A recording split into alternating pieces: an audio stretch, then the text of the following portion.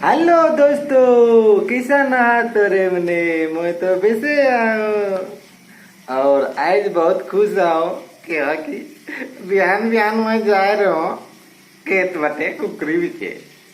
और कुकरी बिचे जा रहा तो पाला थोड़ा थोड़ा तोरे मन के दिखा ज्यादा तो नहीं पाऊँ, थोड़ा थोड़ा पाऊँ मोर लगिन हो जाए।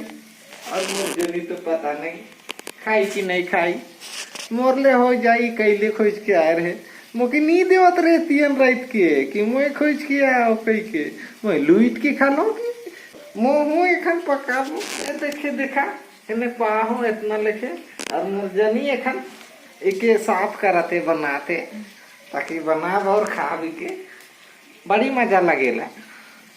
तोहरे मने भी गांव देहात से आओ जरूर जब खेत बटे घूमे बिहान बिहान मिली इसन इसन खुखरी खाबा हो बेस लगेला। एक बार पकाए के तो देखा मोर जानी रात के पकाए रहे बहुत मजा लगला खाए के लिए।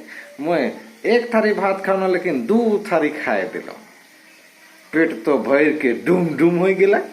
का करबे रात के तो साचे नहीं लगा थे सब पहले होने से होने कोलेट के सुता था जुन का करबे।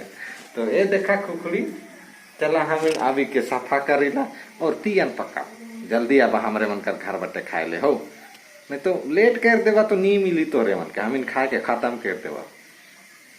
ठीक है ना, तो अब होले जल्दी अब नहीं तो फोको हो जाबा। ठीक।